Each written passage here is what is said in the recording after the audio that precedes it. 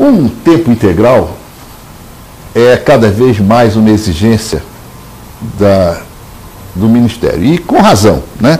Aquele núcleo de professores, o núcleo de professores que vai ser responsável pelo curso, tem um mínimo de professores permanentes em tempo integral. Mas para ter tempo integral, e aí é óbvio, né?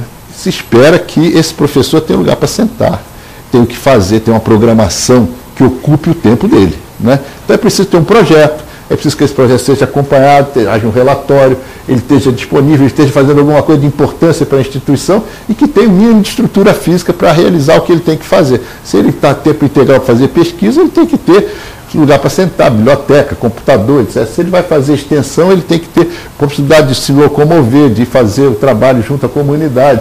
Se ele está atendendo aluno, ele precisa ter um lugar adequado para atender aluno, ele precisa ter um livro de consulta, etc. Precisa ter uma sala própria, né? Pelo menos dividir uma sala.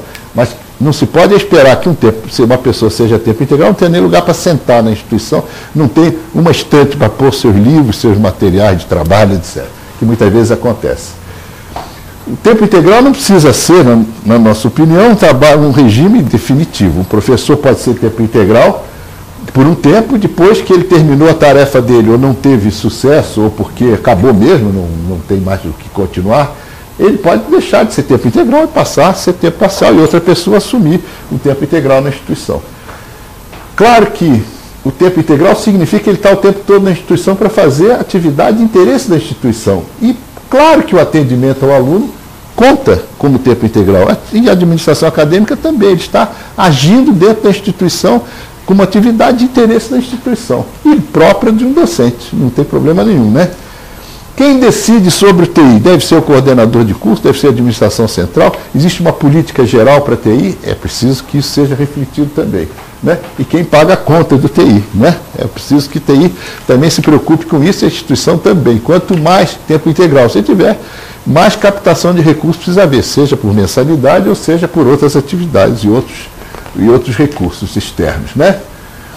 Para que serve o tempo integral? Não é só para cumprir as exigências do MEC, né? Vamos fazer com que esse tempo integral traga valor para o que a gente está fazendo, melhore a qualidade do nosso ensino, melhore a qualidade da nossa pesquisa, da nossa extensão e da nossa gestão, né? Então não é um contrato burocrático, né? A gente espera que o tempo integral seja, de fato, um contrato que faça com que a pessoa tenha um planejamento, que esse planejamento venha resultar em melhoria institucional, né? Não é um contrato assim, você dava 10 horas de aula e agora você continua a dar 10 horas de aula, só que eu digo que você é tempo integral, eu te pago a mesma coisa que eu pagava quando você era 10 horas.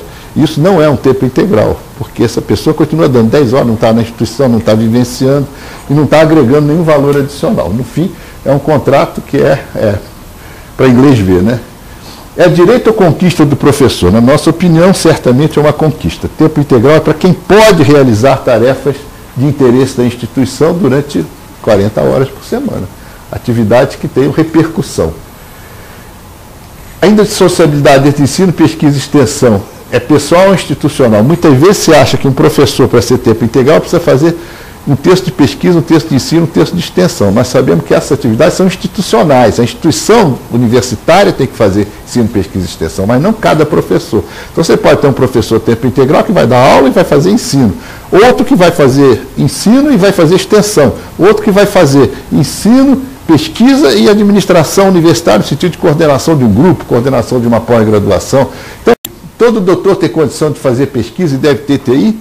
Não necessariamente. Muitas vezes os doutores fizeram doutorado há muitos anos, já estão fora das suas áreas, do conhecimento atualizado da sua área de pesquisa, ou ele chegou, mostrou que fez um trabalho de doutorado, mas na verdade não conseguiu desenvolver mais daí para frente, se desenvolver mais daí para frente. Então, nem todo doutor tem condição de fazer pesquisa, deve ser TI, é preciso que seja testado, como nós dissemos. Tempo integral significa resultado também. Tempo integral tem que ter resultado para a instituição ou para aquela atividade que está sendo remunerada, não é? Da mesma forma que eu trouxe a questão do tempo da titulação, eu trago também do tempo integral. Olha, o tempo integral em relação às diferentes áreas é diferente. Por exemplo, nas humanidades o tempo integral é grande, o tempo parcial é grande, Nas artes, o tempo parcial é bastante grande em relação ao tempo integral, enquanto que, por exemplo, nas engenharias e na agronomia, na agricultura, o tempo integral nos Estados Unidos, de modo geral, é bastante intenso. Tá? Então, dependendo da área, é importante ver que, como a titulação, também o tempo integral é uma questão de política por setor, por área. Seguinte. Tempo integral no Brasil, a gente pode observar que 35% dos nossos docentes são tempo integral, 54% nas universidades, 19% nos centros universitários, 10% nas faculdades integradas, 43% nas faculdades. E aqui nós trazemos esse gráfico para mostrar isso para vocês, sendo que nas públicas a situação aqui é Brasil, né? Situação das universidades públicas é bastante grande o tempo integral, né? Estão vendo? E no setor privado, o tempo integral é bastante diminuto em relação ao setor público, né?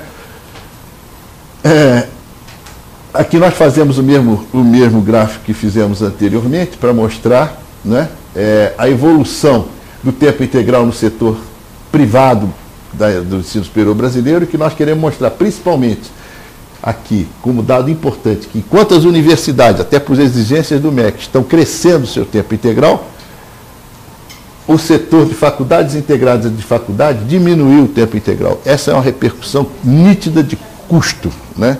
Há um custo que está fazendo com que as instituições tenham que reduzir um pouco o seu tempo integral, ou não estão usando bem o tempo integral e acaba não tendo repercussão.